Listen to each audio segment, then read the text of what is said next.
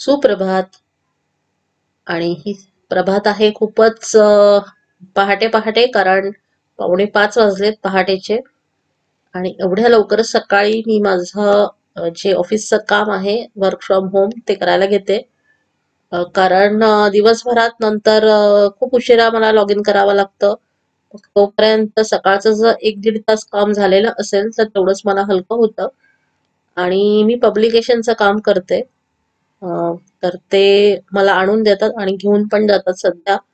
कारण 2 मुलांमध्ये मला शक्य होत नाही पूर्ण वेळ ऑफिस करणं. मी घरातनं काम घेतलेलं आहे आणि हे तुमच्या सोयीप्रमाणे तुम्ही करू शकता असं काम आहे, पण हे सगळ्यांसाठीच नाहीये. यामध्ये बराच पार्ट आहे की काही जण कमेंट करतात की आम्ही पण घरी बसून करू शकू का? तर नाही, याच्यासाठी लँग्वेजवर पकड असणं गरजेचं आहे. यात नुसतं टायपिंग नाहीये, प्रूफ रिडिंग सुद्धा येतं. बऱ्यापैकी भाग कट करते, बऱ्यापैकी भाग ऍड सुद्धा करते. तर लेखकाचं असतंच पुस्तकामध्ये, त्याशिवाय माझाही काही मजकूर असतो. तर यासाठी सगळेच हे काम करू शकत नाहीत, ह्याला काही नियम आहेत. सो ते हे काम मी करतेय. एका पुस्तकाचं काम आलंय आणि ते खूप मोठं आहे, तर त्यासाठी मला बरापैकी वेळ द्यावा लागतो आणि लवकरात लवकर हे काम द्यायचंय. मध्ये दिवाळी गेली, त्याच्यामुळे खूपसा वेळ माझा त्याच्यामध्ये गेलेला आहे. आणि आता सकाळचे वाजलेत 6. जवळजवळ 1-1.25 तास मला मिळाला काम करायला. त्यानंतर डायरेक्टली मी आली किचन मध्ये, कारण आज मुलांचं आहे लास्ट डे ऑफ स्कूल. उद्यापासून ख्रिसमसची सुट्टी लागेल. तर मी काल साबुदाणा भिजत घातला होता. साबुदाणा असा आहे ना की मुलांनाही खूप आवडतो डब्यामध्ये आणि होतोही झटपट. जसं की पोहे आपले झटपट होतात, तसंच साबुदाणा जर प्रिपरेशन असेल आधी आपलं, तर झटपट करून तयार होतो. तर आता त्यासाठी मी ह्याच्यामध्ये शेंगदाण्याचा कूट घातलाय. शेंगदाणे भाजून मी कूट करून ठेवते. साधारण आठवड्याभरासाठी जेवढा लागेल तेवढा माझ्याकडे असतो स्टोअर मध्ये.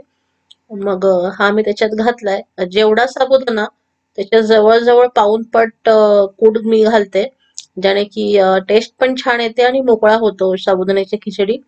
त्याच्यात चवीनुसार मीठ, साखर घालून रेडी करते. आणि मग आपल्याला तुपाची फोडणी द्यायची. त्याच्यामध्ये जिरं आणि मिरची साधीशीच आहे. आणि मग त्यात आपण खिचडी परतून घ्यायची. इतकं सिंपल ह्याचं आहे. पण मुलांना ती दुपारपर्यंत सॉफ्ट पण राहते आणि चांगली परतली गेलेली असेल तर ती अगदी संध्याकाळपर्यंत पण सॉफ्ट राहते. तर आमच्याकडे उपवासाला केली जाते, पण अधूनमधून पण अशी केली जाते की काही कारण नाहीये, उपवास नाहीये कोणाचाच. ह्याच्यात मी जिरं आणि मिरची घातल्यावर घातले कट केलेले कच्चे बटाटे. माझ्याकडे उकडलेला बटाटा नाहीये, नाहीतर मी उकडलेलाच घालते. तर हे बटाटे थोडेसे वाफवून घ्यायचे, एक 2-3 मिनिटं. म्हणजे ते खूप सॉफ्ट होतात आणि खिचडीच्या मध्ये असे मिक्स होऊन जातात, वेगळे लागत नाहीत.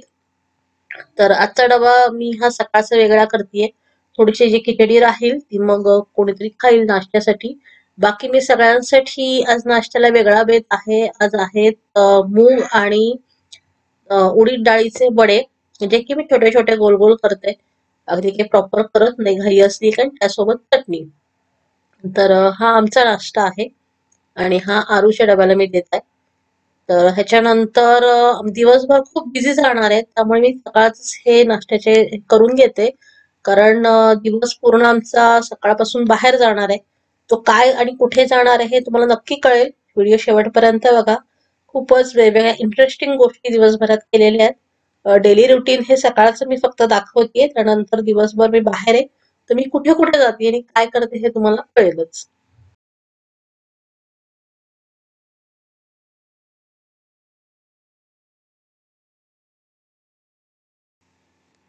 तर इथे आरूचा डबा भरून झालाय, त्याच्यासोबत मी देते गोड चिवडा. आणि इथे मनू उठलाय लवकरच आज. त्याला सुट्टी ऑलरेडी लागली होती, कारण त्याचं गॅदरिंग झालेलं होतं, त्यामुळे त्याला सुट्टी आधीच लागली आहे. आणि इथे काल मी, आमच्याकडे बाजार लागतो, आठवडी बाजार, त्यासाठी गेलेले मी. खूप सारी भाजी घेऊन आले, पण यायला उशीर झाला आणि त्यानंतर रात्रीचा स्वयंपाक, त्यामुळे भाजी तशीच राहिली. पण जर तशीच मी ठेवून दिली तर मग कधी कधी त्याला ओलावा लागून भाजी खराब होण्याची शक्यता असते. मग मनू लवकर उठला होता, तर मग त्याला आवडतं हे काम तसंही. मग त्याला मग दिलं इथे चटई घालून, कारण खाली सध्या खूप गार वाटतंय, अजून उजाडलं पण नाही व्यवस्थित. म्हणून लाईट लावल्यात. त्याला म्हटलं बस आणि इथे भाज्या सगळ्या काढून ठेव. ऍटलिस्ट मोकळ्या झाल्या की लक्षात येतं आपण काय आणलंय, काय करायचंय, मील प्लॅन काय ठरवायचा पुढच्या 2-3 दिवसाचा, तो लक्षात येतो. आणि इथे कच्ची केळी आणि पिकलेली केळी दोन्ही तुम्हाला दिसतात. तर कच्ची केळी मी आणली चिप्स साठी. घरच्या घरी मी चिप्स बनवते, मुलांना खूप आवडतात. अगदी टिकत नाहीत, म्हणजे मुलं टिकू देतच नाहीत, ती पटापट संपवून टाकतात. आणि पिकलेली केळी ही खाण्यासाठी आणलेली आहेत. त्यासोबत डबल बी चांगली मिळाली होती, तर डबल बी अर्धा किलो मी आणली आहे. मुलांना पण आवडते, वाटण घालून अतिशय सुंदर भाजी लागते. आणि म्हणू म्हणाला की यावेळी मी डबल बी चा वेल लावणार आहे. लास्ट टाइम आम्ही लावला होता, त्याला लागल्या पण होत्या काही शेंगा. तर पण मध्ये नंतर उन्हाळ्यात तो वेल खराब झाला, म्हणजे तुटला. मग परत काही लावला नाही आम्ही. तर यावेळी परत लावायचा विचार आहे.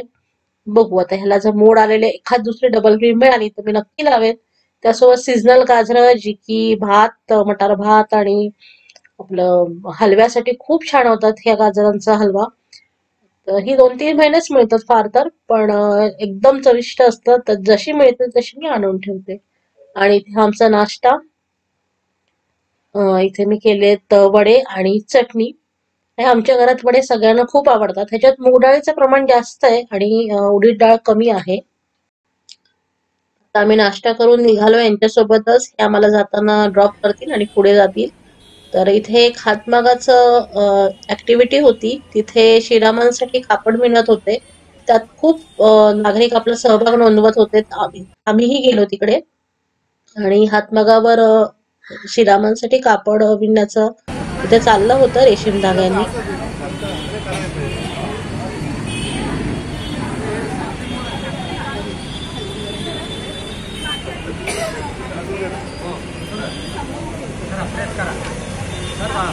जय श्रीराम, जय श्रीराम.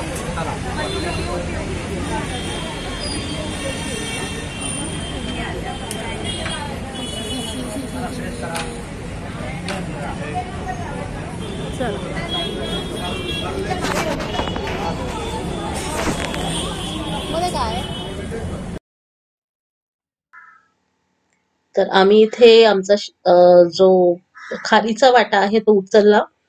आणि सॉरी फॉर द व्हॉइस, कारण मला खूप खोकला येतोय आणि गेली 3-4 दिवस खोकला आहे, सर्दी पण आहे.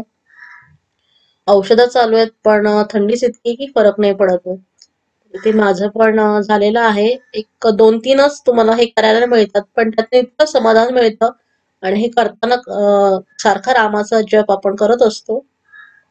तर आमचं हे झाल्यावर आम्ही गेलोय बुक फेस्टिवलला, जे की फर्ग्युसन कॉलेजला होतं. आम्हाला दोघांनाही बुक्स वाचायची खूप आवड आहे, म्हणजे मनूला आणि मला बेसिकली. हे आम्हाला जस्ट सोडायला आणि एक चक्कर मारायला फक्त आले होते आणि मग ते त्यांच्या कामाला निघून गेले. तर इथे खूप जवळजवळ 50च्या वर स्टॉल्स होता, आम्ही मोजले नाहीत. भरपूर स्टॉल्स होते, मराठी, इंग्लिश, सोबत हिंदी होतं. आणि 2 ठिकाणी, एका ठिकाणी कन्नड होतं आणि एका ठिकाणी मला आठवतं संस्कृतचा पण स्टॉल होता. फक्त संस्कृत भाषेतली पुस्तकं तिथे होती. छान होतं एकूणच. आणि आम्ही ते सगळं बघितलं, तिथून काही पुस्तकं घेतली. आणि ते शिवाजी महाराजांचं एक प्लॅटफॉर्म असं उभा केलाय, तिथे मावळे आहेत, छोटासा किल्ला आहे, शिवनेरी दाखवलीये. आणि संध्याकाळी इथे खूप कार्यक्रम होत असतात, रोज असतात, सगळ्यांसाठी विनामूल्य होतं ते. आणि इथे खाण्याचे पिण्याचे पण स्टॉल्स होते, पण फारसं काही न खाता मी फक्त त्याला चहाळ घेऊन दिलं, कारण एक तर महाग असतं स्टॉल आणि कधी केलेलं असतं माहिती नाही. मग बाहेरचं खाणं आम्ही टाळतो बऱ्यापैकी. त्यात थंडी आहे, तेलकट तुपकट नको वाटतं. म्हणून मग आम्ही तिथे छानपैकी एक 1.5 तास तरी होतो. चांगला एन्जॉय केला. खूप शाळेतली मुलं आली होती, काही मंत्री लोक सुद्धा तिथं दिसत होते. आमदार खासदार असे लोक होते, त्याचे सिक्युरिटी गार्ड्स होते, यांचीच खूप गर्दी होती. पण पुस्तकही छान होती, बघायला देत होते, हाताळायला देत होते. तिथे कटआउट्स होते, त्यांच्याकडून आम्ही फोटो काढून घेतले. हे बघा, हे 2 पुस्तकं आहेत, त्याच्यापैकी एक पुस्तक आम्हाला फ्री मिळत होतं. हे जे एक्झाम वॉरियर्स आहे ते, आणि जीवन समजून घेताना हे मी विकत घेतलंय. आणि म्हणून त्याची खूप गोष्टींची पुस्तकं घेतली आहेत. तर मंडळी, हा ब्लॉग मी इथेच एंड करतेय. तर कसा वाटला नक्की सांगा. आणि मला बरं नव्हतं तरीही मी हा ब्लॉग करण्याचा प्रयत्न केलाय. तर तुम्ही जास्तीत जास्त याला लाईक करा आणि शेअर करा. आवडला असेल तर सबस्क्राईब जरूर करा. धन्यवाद.